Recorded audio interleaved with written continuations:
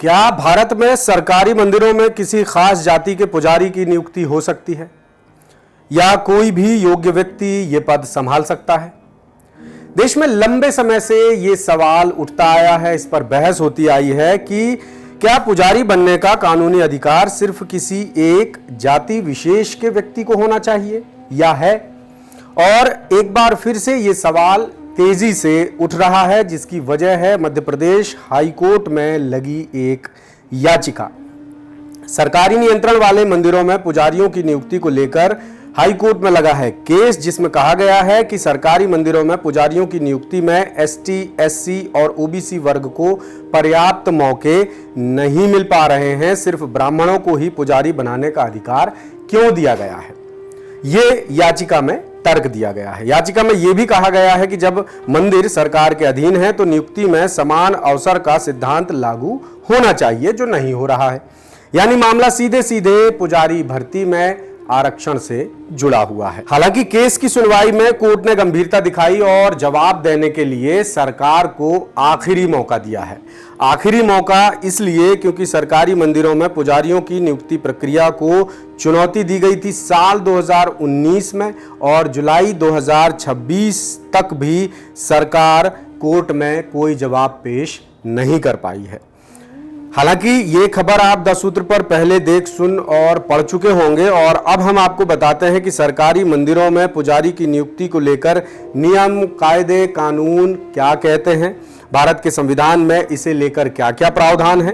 तो ये मामला सीधे सीधे एक बड़े सवाल से जुड़ा है कि क्या सरकारी नियंत्रण वाले धार्मिक संस्थानों में नियुक्ति सिर्फ जातीय परंपरा के आधार पर होनी चाहिए या संविधान के समान अवसर के सिद्धांत के आधार पर। इसका जवाब तलाशने के लिए हमने कानून के जानकारों और धर्मस्व विभाग के अधिकारियों से विस्तार से बातचीत की। हमारे सवालों और हाईकोर्ट में लगे मौजूदा केस के जवाब में उन्होंने बताया कि भारतीय संविधान में साफ व्यवस्था है कि किसी भी धार्मिक या सांप्रदायिक संस्था के प्रबंधन या पदों पर किसी विशेष धर्म या संप्रदाय को मानने वाले व्यक्ति की ही नियुक्ति की जा सकती है।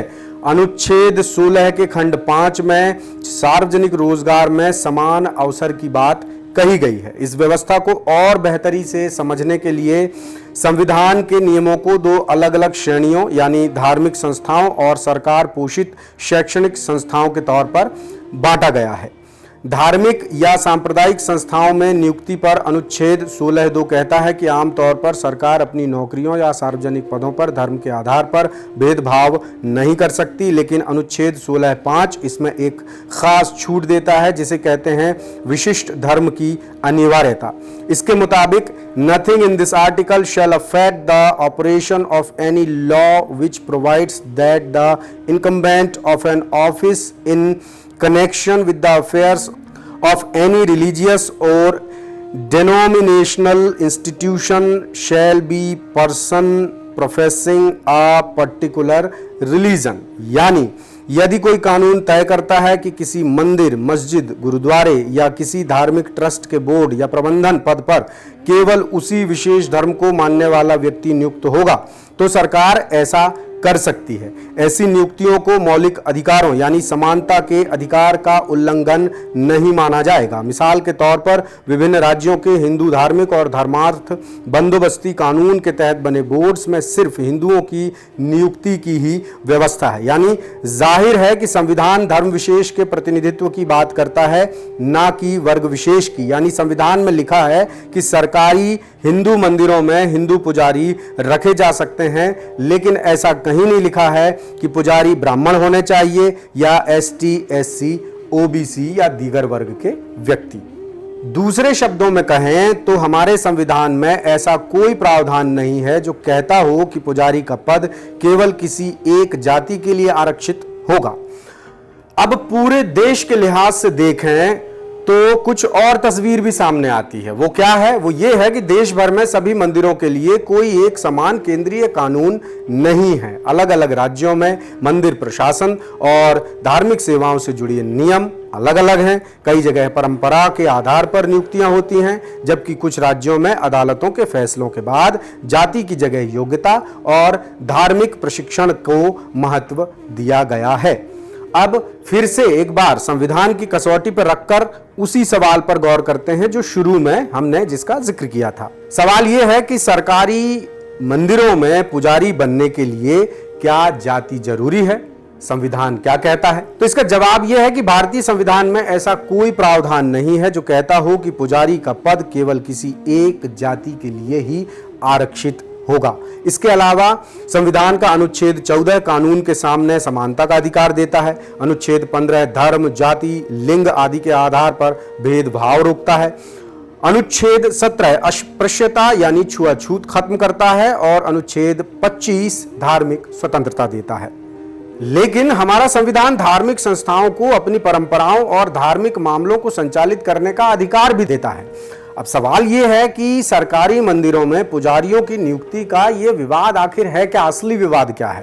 तो इसकी शुरुआत आज से नहीं हुई है, इसकी शुरुआत बहुत लंबे समय पहले हो गई थी और विवाद मुख्य रूप से दो पक्षों और दो तर्कों के बीच ही चला आ रहा है। पहला पक्ष है जो परंपराओं का तर्क देता है। कई मंदिरों में सदियों से एक खास परिवार या समुदाय के लोग पूजा करते आए हैं। उनका तर्क है कि पूजा पद्धति एक विशेष धार्मिक परंपरा का हिस्सा है जिसके लिए मंत्र, अनुष्ठान और विधि विधान सीखना जरूरी है और सदियों से चली आ रही मंदिर परंपरा को बदला नहीं जा सकता। दूसरा पक्ष है जो समान अवसर की बात करता है। दूसरे पक्ष का कहना है कि केवल जन्म के आधार पर किसी को पुजारी बनाने से रोकना गलत है। अगर कोई व्यक्ति आवश्यक धार्मिक प्रशिक्षण ले चुका है तो उसे अवसर मिलना चाहिए और संविधान भी हर नागरिक को समानता का अधिकार देता है। अब आपको सुप्रीम कोर्ट के कुछ फैसलों के हवाले से मामले को और बारीकी से समझाने की कोशिश करते हैं। तो एक मामला है S Seshammal and others versus state of Tamil Nadu case 1972। तब तमिलनाडु सरकार ने मंदिरों में पुजारियों की नियुक्ति से जुड़े नियमों में बड़े बदलाव किए थे जिसे सुप्रीम कोर्ट में चुनौती दी गई थी। सुप्रीम कोर्ट ने फैसले में कहा था कि पुजारी की नियुक्ति केवल जन्म या वंश के आधार पर नहीं हो सकती। सरकार जब चाहे मंदिर प्रशासन में, प्रबंधन में जरूरी सुधार और बदलाव कर सकती है, लेकिन धार्मिक अनुष्ठानों की मूल परंपराओं में हस्तक्षेप बिल्कुल भी नहीं किया जा सकता। सुप्रीम कोर्ट के इस फैसले ने फिर आगे का आधार तैयार किया। आगे भी कुछ बातें सामने आई और इस मॉडल को, ये जो मॉडल तमिलनाडु गवर्नमेंट ने सुप्रीम कोर्ट के आदेश के बाद अपनाया, उसे कहा गया तमिलनाडु गवर्नमेंट मॉडल।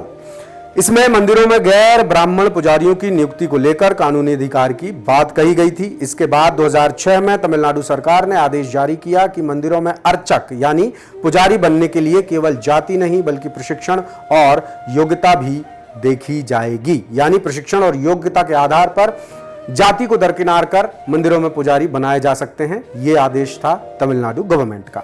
इस आदेश के बाद कई गैर ब्राह्मण उम्मीदवारों को प्रशिक्षण दिया भी गया, लेकिन यह मामला फिर से चला गया सुप्रीम कोर्ट।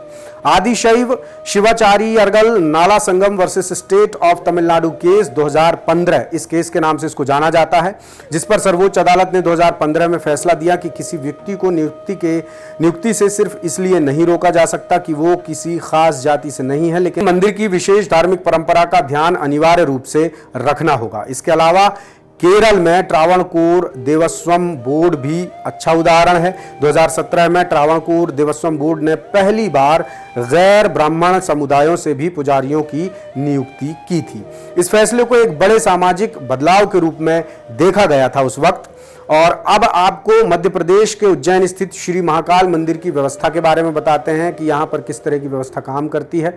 ये मंदिर श्री महाकालेश्वर प्रबंध समिति के अधीन आता है, जिसके अध्यक्ष आमतौर पर होते हैं कलेक्टर, यानी उज्जैन कलेक्टर महाकालेश्वर मंदिर प्रबंध समिति के अध्यक्ष हैं। श्री महाकाल मंदिर की पूजा व्यवस्था में पुरोहित परिवारों की परंपरागत भूमिका रही है। पुजारियों और पुरोहितों की नियुक्ति में धार्मिक परंपराओं का महत्व रहा है और मंदिर प्रशासन समय समय पर नियमों में बदलाव भी करता रहा है। मंदिर में अधिकृत रूप से फिलहाल कुल 16 मुख्य पुजारी और 22 पुरोहित नियुक्त हैं, जिनमें पंडित घनश्याम शर्मा, घनश्याम गुरु, पंडित रमन गुरु त्रिवेदी और प्रदीप गुरु शामिल हैं। हालांकि यहां भी नियुक्तियों में व्यापक सामाजिक प्रतिनिधित्व सुनिश्चित करने पर सवाल उठते रहे हैं समय समय पर। कुल मिलाकर धार्मिक परंपराओं के हिसाब से हमेशा से बहस होती आई है और आगे भी हो सकती है, लेकिन कानूनी दृष्टि से अगर व्यक्ति धार्मिक प्रशिक्षण और योग्यता रखता है और संबंधित मंदिर के नियमों को पूरा करता है तो केवल जाति के आधार पर रोक का स्पष्ट कानूनी आधार कहीं भी नहीं मिलता है। और व्यवहार में देखें तो कई मंदिरों में पुजारी परंपरा आज भी प्रभावी है। कुछ मंदिरों में नियुक्तियां समुदाय विशेष से होती रही हैं और सरकारी मंदिरों में समान अवसर को लेकर बहस अभी भी जारी है। और मध्य प्रदेश हाईकोर्ट में अब यह मामला चला गया है, इस पर सरकार से जवाब मांगा गया है। आखिरी मौका सरकार को दिया गया है, इसके बाद कोर्ट कानून के हिसाब से फैसला सुनाएगी। यानी इस प्रसंग के मद्देनजर यह कहा जा सकता है कि जाति न पूछो पंडित की, पूछ लीजिए ज्ञान। यानी उनकी योग्यता देखिए और उनकी ट्रेनिंग देखिए कि वो दक्ष हैं, प्रशिक्षित हैं उस दिशा में, उस फील्ड में या नहीं। तो मध्य प्रदेश हाईकोर्ट का जब फैसला आएगा तब आएगा, लेकिन फिलहाल ये बहस जारी है कि क्या मध्य प्रदेश सरकार के अधीन सरकारी मंदिरों में पुजारी जाति विशेष के होने चाहिए या वर्ग विशेष के होने चाहिए, या फिर वो लोग होने चाहिए जो किसी भी वर्ग के हों, किसी भी जाति के हों, वो योग्यता रखते हों पूजा पाठ की और उनको अच्छा खासा प्रशिक्षण मिला हो। तो आप भी इस बारे में अपनी राय बता सकते हैं। 10 सूत्र के कमेंट बॉक्स में आपकी प्रतिक्रियाओं का रहेगा इंतजार। तब तक मैं रामकृष्ण गौतम आपसे लेता हूं इजाजत। नमस्कार। लेटेस्ट, इन्वेस्टिगेटिव और इन डेप्थ खबरें देखने के लिए ज्वाइन कीजिए द सूत्र का व्हाट्सएप चैनल, सब्सक्राइब कीजिए यूट्यूब चैनल, लाइक कीजिए फेसबुक पेज और पढ़ते रहिए www.daसूत्र.com।